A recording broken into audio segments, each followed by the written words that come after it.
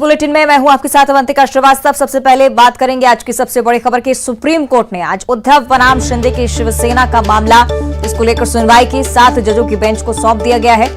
Supreme court ने कहा कि उद्धव ठाकरे के फ्लोर टेस्ट का सामना नहीं करना, उनका इस्तीफा देना ये उनके लिए भारी पड़ा है। ऐसे में कोर्ट इस्तीफे को रद्द तो नहीं कर सकता है, हम पुरानी सरकार को बहाल भी नहीं कर सकते हैं। सुप्रीम कोर्ट ने भी कहा कि राज्यपाल से विधायकों की बातचीत में कहीं भी इस बात का संकेत नहीं था जिसमें असंतुष्ट विधायकों ने कहा हो कि वो सरकार से समर्थन बाहर लेना चाहते हैं। राज्यपाल ने शिवसेना के एक गुट के विधायकों की बात पर भरोसा करके गलती की। उद्धव ठाकरे के पास विधायकों का बहुमत नहीं है। महाराष्ट्र में शिवसेना विधायकों की बगावत के बाद महाराष्ट्र विकास अघाड़ी गठबंधन सरकार पिछले साल जून में गिर गई थी। अब इसके बाद 30 जून को शिंदे ने मुख्यमंत्री पद की शपथ ली थी और इसके खिलाफ उद्धव ठाकरे सुप्रीम कोर्ट गए। मामला 5 जजों के कॉन्स्टिट्यूशनल बेंच को ट्रांसफर हुआ है।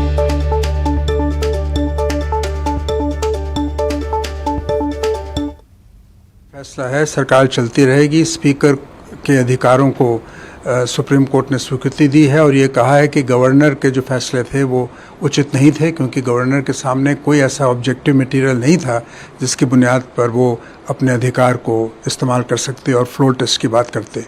पर साथ ही जो सबसे अहम बात है वो सुप्रीम कोर्ट ने ये कही है कि क्योंकि उद्धव ठाकरे जी ने स्वयं ही त्यागपत्र दे दिया था, इसलिए इस जजमेंट का कॉन्सिक्वेंस उनकी सरकार पर नहीं है या हम उनकी सरकार को रिस्टोर नहीं कर सकते। ये पॉलिटिकली एक बहुत महत्वपूर्ण फैसला है। अब इसका औचित्य क्या है ये तो बहुत डिटेल्ड जजमेंट को पढ़ने के बाद ही पता लगेगा कि इसको किस बेसिस के ऊपर सुप्रीम कोर्ट ने कहा। और दूसरी तरफ दिल्ली का असली बॉस कौन होगा, इस पर भी सुप्रीम कोर्ट की तरफ से फैसला सामने आ चुका है। चीफ जस्टिस डीवाई चंद्रचूड़ की अध्यक्षता वाली पीठ ने कहा है कि सर्वसम्मति का फैसला हम सुना रहे हैं। चीफ जस्टिस डीवाई चंद्रचूड़ की अगुवाई वाली बेंच ने सुनवाई के बाद 18 जनवरी को फैसला सुरक्षित रख लिया था। सुप्रीम कोर्ट ने अपने फैसले में कहा है कि दिल्ली सरकार को अफसरों का ट्रांसफर और पोस्टिंग का अधिकार है। इस मामले में दिल्ली सरकार की सुप्रीम कोर्ट की जीत हुई है। सर्वोच्च अदालत ने कहा है कि जमीन, कानून व्यवस्था और पुलिस का अधिकार केंद्र के पास रहेगा।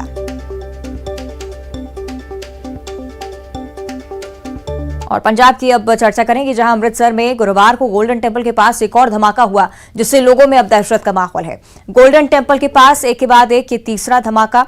इस ताजा धमाके में किसी के मारे जाने या घायल होने की जानकारी नहीं है। हालांकि बुधवार की रात करीब 1 बजे हुए इस धमाके की आवाज काफी दूर तक सुनाई दी। लोग घरों से निकलकर बाहर आ गए। धमाके का ये स्थान पहले बिल्कुल अलग था। ये धमाका पहले घटनास्थल से काफी दूर था।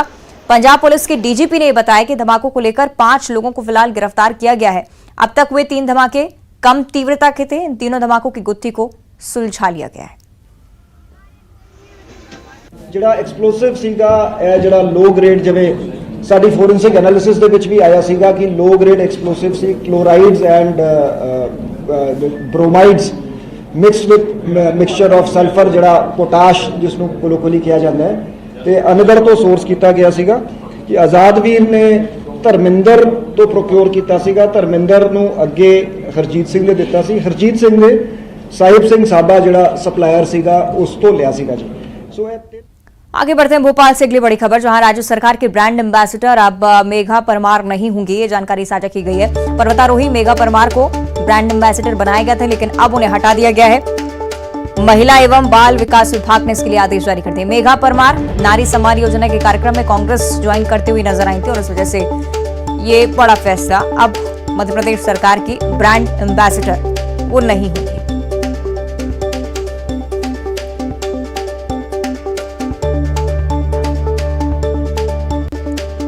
और भोपाल से अगली बड़ी खबर, जहां सब इंजीनियर की काली कमाई का खुलासा लगातार जारी है। हेमा मीणा पर छापे में एक बड़ा खुलासा हुआ है। बिलखिरिया में बंगला, फार्म हाउस, लाखों के कृषि उपकरण, डेयरी मिली है। फार्म हाउस पर हाउसिंग बोर्ड के लाखों के सरकारी उपकरण भी जब्त हुए हैं। फार्म हाउस पर 100 से ज्यादा डॉग्स, पिटबुल, डाबरमैन समेत महंगे ब्रीड के डॉग्स मौजूद हैं। लगभग 60 से 70 अलग अलग ब्रीड की गायें मौजूद हैं। हाउसिंग बोर्ड के समान फार्म हाउस का निर्माण किया गया है। टीवी, सीसीटीवी मॉनिटर, अलमारी, ऑफिस टेबल, रिवॉल्विंग चेयर, ये सारी सामग्री यहां से बरामद की गई है। फार्म हाउस में एक विशेष कमरा भी बनाया गया। कमरे में महंगी शराब, सिगरेट जैसी चीजें मौजूद हैं। महंगी गाड़ियों का भी शौकीन है। 2 ट्रक, 1 टैंकर, थार समेत 10 गाड़ियां इनके हवाले से जब्त की गई हैं। करोड़ों की ज्वेलरी और कैश मिले हैं। मामले की जांच अभी भी चल रही है। आगे अन्य बड़े खुलासे हो सकते हैं, अभी भी ये आशंका है।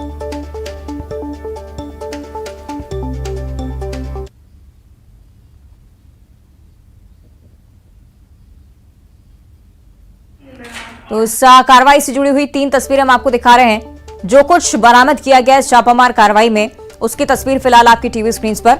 और ये माना जा रहा है कि अभी भी कार्रवाई का सिलसिला चल रहा है, कई बड़े खुलासे अभी भी हो सकते हैं। ये जो गाड़ियां पाई गई हैं, ट्रैक्टर्स पाए गए हैं, फार्म हाउस पर क्या कुछ मिला है, अधिकारी लगातार अभी भी जांच पड़ताल में जुटे हुए हैं।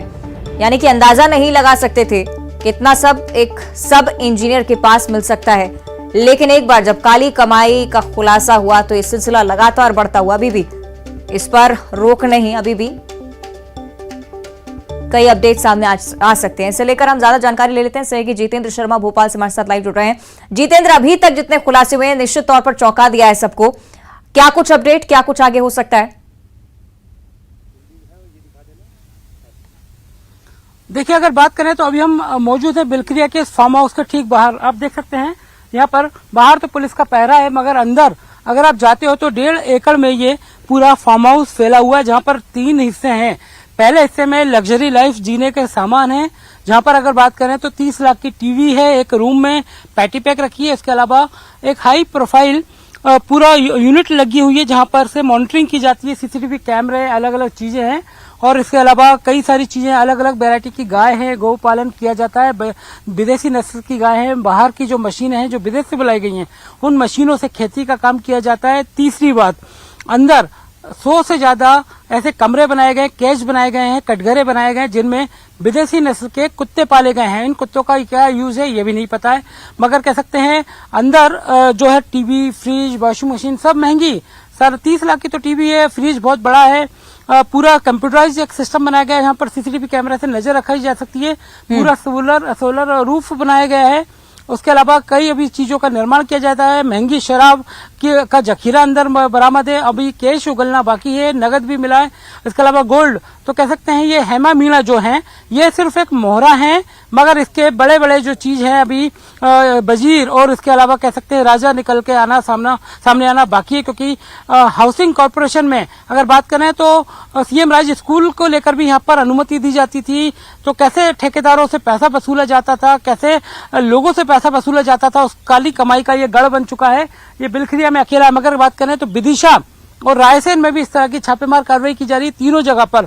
तो बड़ा ये जो है 30,000 जरूर कमाती थी हेमा मीणा, मगर कह सकते हैं कि तकरीबन 50 करोड़ से ज्यादा की संपत्ति इनके पास से निकलने का अनुमान अभी लगाया जा रहा है। चलिए, यानी कि अभी भी कई बड़े खुलासों की उम्मीद है। बहुत शुक्रिया आपका जितेंद्र, इस पूरी जानकारी को साझा करने के लिए।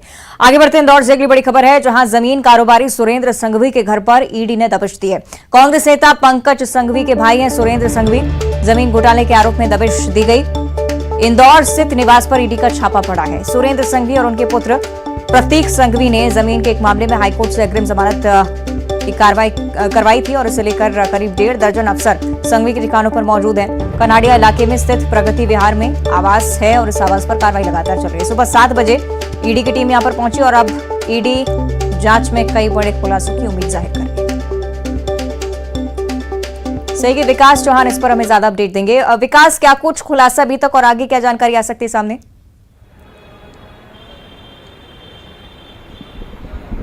जी बिल्कुल, रियल एस्टेट कारोबारी सुरेंद्र संघवी के ठिकानों पर ईडी की टीम आज सुबह दबिश देने के लिए पहुंची। ईडी की टीम लगातार सर्चिंग कर रही है। इस टीम में लगभग 1 दर्जन से अधिक अफसर हैं जो कि अभी भी उनके निवास पर कार्रवाई कर रहे हैं। साथ साथ अन्य 2 लोगों के भी नाम उजागर हुए जिन्हें ईडी ने अपनी जद में लिया। जानकारी है कि 3250 करोड़ की एक जमीन घोटाला आदित्यपुरी में हुआ था और अयोध्यापुरी में हुआ था, और उसके बाद से ही इस मामले में अपराध दर्ज किया गया था। उस पूरे मामले में सुरेंद्र संघवी और उनके बेटे ने न्यायालय से जमानत का लाभ लिया था और उसके बाद से इस मामले में विभिन्न जांच एजेंसी जांच कर रही थी।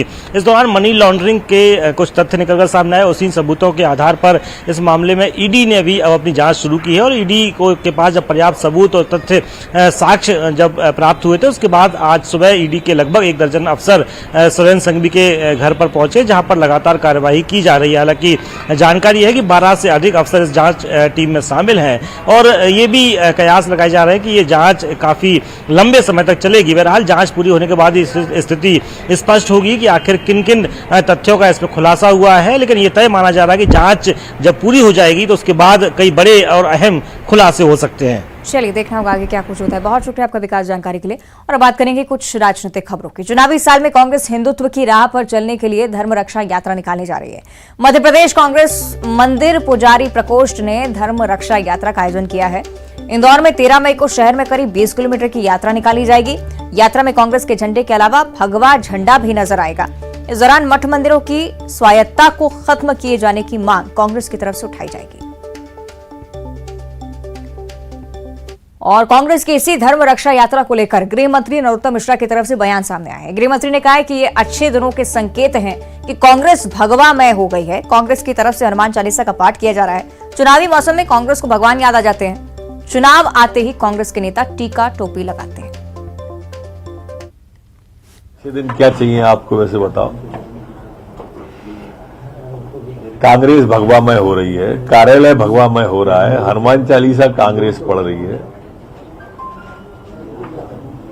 अब इसमें भी क्या कहानी है या इसमें भी क्या दगाबाजी है, यह आने वाला समय बताएगा। लेकिन ये सच है कि इन्हें भगवान और भगवा दोनों चुनाव पर ही याद आते हैं।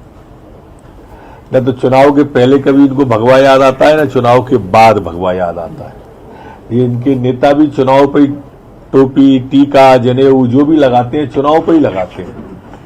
अब जनता इन चीजों को समझ गई है। चलिए और ज्यादा चर्चा इस पर हम करेंगे। बीजेपी नेता रजनीश अग्रवाल हमारे साथ फोन लाइन पर जुड़ रहे हैं। रजनीश जी, बहुत स्वागत करती हूँ आपका न्यूज 18 पर। जी धन्यवाद। लगातार हिंदुत्व को साधने, हिंदुओं को साधने का आरोप कांग्रेस की तरफ से लगाया जाता रहा, लेकिन अब कांग्रेस की तरफ से धर्म रक्षा यात्रा, प्रतिक्रिया आपकी? देखिए, पाखंड है, सबके सामने उजागर है, चुनाव का समय है, इसलिए ये रूप धरने का काम कालनेमी का कर रहे हैं। लेकिन सच्चाई जनता जानती है। जो इस देश के संस्कृति से जुड़े हुए मुद्दे हैं, इस देश के हिंदुओं के से जुड़े हुए मुद्दे हैं, उनकी आस्था और अस्मिता के जुड़े हुए मुद्दे हैं, उस पर कांग्रेस कहां खड़ी है? कांग्रेस की जस की तस नीति है, जस की तस सोच है। महज भगवा झंडा लगा लेने से या भगवा पहन लेने से ये हिंदुओं के हितरक्षक नहीं बन जाएंगे। और जो बात आदरणीय नरोत्तम मिश्रा जी ने कही है वो 16 आने सच है कि चुनाव आता है तभी इनको भगवा और भगवान याद आते हैं। लेकिन फिर भी अच्छी बात है, कम से कम ये समझ में इनको आ गई कि ये हिंदुओं के साथ में इस प्रकार का जो व्यवहार करते हैं उसका खामियाजा उनको लगातार भुगतना पड़ता है और अभी भी भुगतेंगे। अगर उनको कुछ ठीक अपनी पार्टी में करना है तो ये नीतियां और सोच ठीक करने का काम करें। जिस प्रकार से हिंदुओं पर अत्याचार के मामले में चुप्पी साध जाते हैं, सरतन से जुदा के मामले में चुप्पी साध जाते हैं और उनको राजनीतिक संरक्षण धर्मांतरण करने वाली शक्तियों को देते हैं, तमाम प्रकार से ये जो इस आतंकवादियों में मजहब ढूंढने का काम कांग्रेस करती है, तो सच्चाई जानती है जनता, सबको पता है। ठीक है, प्रतिक्रिया इस पर हम ले लेते हैं। कांग्रेस की तरफ से भूपेंद्र गुप्ता जी हमारे साथ जुड़ गए हैं। भूपेंद्र जी, बहुत स्वागत है आपका न्यूज 18 पर। गृह मंत्री नरोत्तम मिश्रा खुश हैं इस बात से कि कांग्रेस भगवामय हो रही है, लेकिन परेशानी इस बात की कि चुनाव आते ही भगवा याद आता है। जवाब आपका इस पर?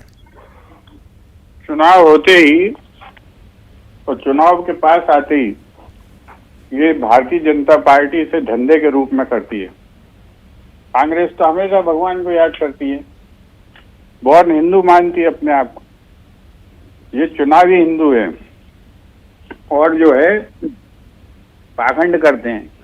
जो लोग ये कहते हैं कि हिंदू धर्म की किताबों में जो है पंडितों ने गलत सलत चीजें डाल ली, पाखंड किया है और वो जो है हिंदू धर्म ग्रंथों की समीक्षा करने की बात करते हैं, वो लोग कैसे सच्चे हिंदू हो सकते हैं? भगवान ने कही है गीता और ये भगवान के कहे में संशोधन करना चाहते हैं, रामायण में संशोधन की बात करते हैं। तो ये लोग तो धार्मिक हो ही नहीं सकते, आध्यात्मिक भी नहीं हो सकते।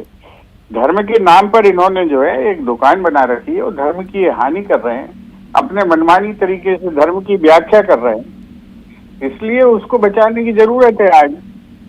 आज तो शंकराचार्य जी, निश्चलानंद जी जैसे लोगों को कहना पड़ रहा है कि देश में सैकड़ों नकली शंकराचार्य पैदा कर दिए गए। उनको कौन घुमा रहा है? उनको भारतीय जनता पार्टी घुमा रही।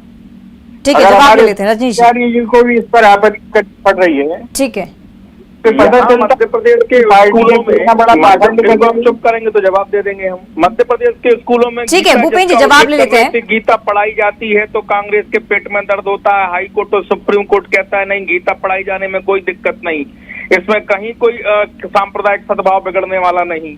और ये गीता एक दार्शनिक ग्रंथ है, आध्यात्मिक ग्रंथ है, पर गीता पढ़ाए जाने पर कांग्रेस के सारे नेताओं को संकट खड़ा हो जाता है, खिलाफ में बयानबाजी करना शुरू कर जवाब देते हैं। जरूर ले लीजिएगा इन झूठों का। अगर करते हैं, योग लगाते और भगवान सूर्य के सामने आराधना करते हुए योग का ठीक कार्यक्रम है। होता है तो कांग्रेस के पेट में दर्द होना शुरू हो जाता है। योग में भी इनको तमाम प्रकार की राजनीति नजर आने लगती है। ये पाखंडी लोग हैं और इसीलिए मैंने कहा कि जनता इनको करारा जवाब देगी। ठीक है, लेकिन भूपेंद्र अच्छा जी। है, कम से कम आप ये भगवान के मामले में चुनावी स्तर पर अगर आ गए हैं तो जनता उनको जवाब देगी, सबक सिखाएगी। भूपेंद्र जी, ये जो समस्या है भारतीय जनता पार्टी की, जो उठा लें, ये ढोंगी लोग जो है ये खुद ही भेजते हैं अदालत में लोगों को और कांग्रेस का नाम लेने लगते हैं। जिस आदमी ने भगवा पर आपत्ति उठाई, जिस आदमी ने कहा भगवा आतंकवाद, वो इनकी कैबिनेट में मंत्री बना बैठा है दिल्ली में मोदी जी की सरकार में। ये जो है इनके जो प्लांटेड लोग हैं, इनके जो ढोंगी लोग हैं, ठीक है, चलिए आरोप लगाने की दोनों ही तरफ से पूरी बात सुन लीजिए मैडम, आप टोकिए मत। आपने ये झूठे आरोप इन्हें लगाने दिए, उसका जवाब ले लीजिए। मैं उस मंत्री का नाम भी ले सकता हूँ जिसने एफिडेविट दिया था कोर्ट में। इनकी सरकार ने ये जो है ये ढोंगी रोज कहते हैं कि राम का तो अस्तित्व नहीं मानते, तो राम सेतु का अस्तित्व नहीं मानते, और राम सेतु के लिए इनकी सरकार ने एफिडेविट दिया अभी कोर्ट में, उसको आप पढ़ लीजिए। इस तरह के ढोंगी पाखंडी लोग हैं ये जो काम खुद करते हैं वो दूसरों के नाम पर डालने की ये कोशिश करते हैं। पहले जो ठीक है, चलिए अब देखना होगा जनता इसे किस तरह से देखती है। बहुत शुक्रिया आपका भूपेंद्र जी जुड़ने के लिए। रजनीश जी, आपका भी बहुत बहुत धन्यवाद।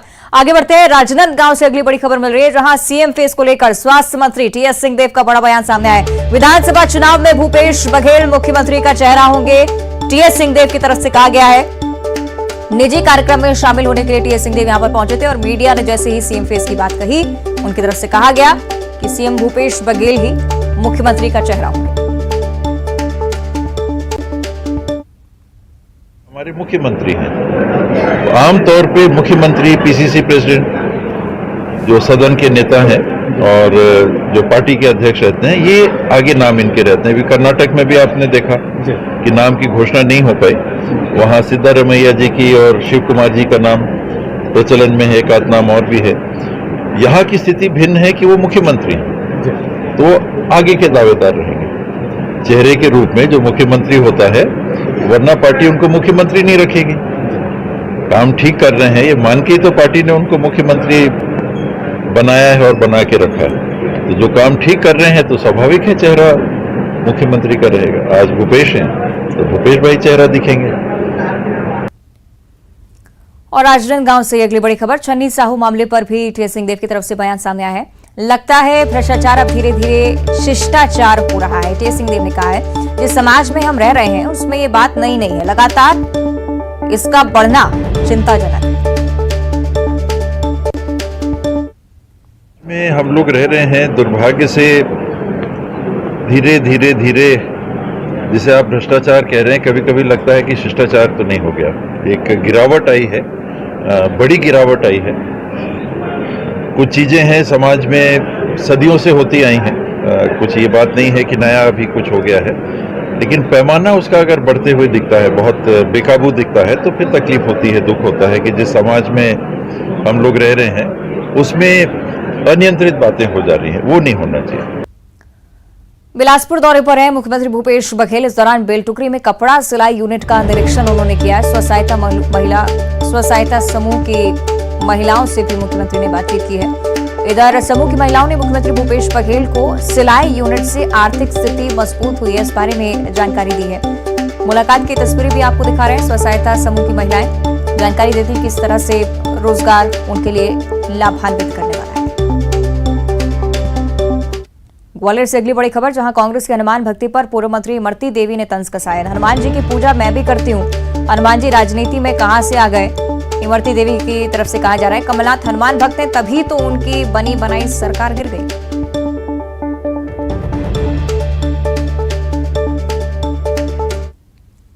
हनुमान हनुमान जी की तो मैं भी उन पर विश्वास करती हूँ, उनकी पूजा मैं भी करती हूँ।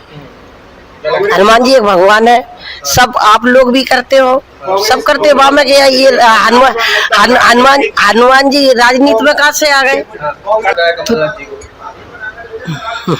तभी तो बनी बनाई सरकार गिर गई, उनकी हनुमान भक्त है। और इधर खरगोन में हुए बस हादसे के बाद प्रशासन जागा है। पुलिस ने शराब पीकर बस चलाने वाले ड्राइवर्स और कंडक्टर्स की जांच अभियान शुरू कर दिए। इधर बस स्टैंड पर ब्रेथ एनालाइजर लेकर इसकी जांच हो रही है। हादसे के बाद घायलों ने जब ड्राइवर पर शराब पीकर बस चलाने का आरोप लगाया, उसके बाद जमीनी स्तर पर कार्रवाई हुई। किया जा रहा है कि जिस प्रकार से जो बस हादसा हुआ था और बस हादसे के बाद अब जो चर्चा उड़ रही है कि वो जो ड्राइवर था सुनील राठौर, संभवतः ये आशंका व्यक्त की जा रही है कि उसने शराब पी रखी थी। उसको लेकर ये पुलिस ने अभियान की शुरुआत की है। हमारे साथ एसडीओपी राकेश मोहन शुक्ला खुद मौजूद है जो अगुवाई कर रहे हैं इस अभियान की। सर, ये किस प्रकार का अभियान चल रहा है? देखिए, जो शराब पी के जो वाहन चलाए जाते हैं उसमें एक्सीडेंट की संभावना बहुत ज़्यादा बनती है।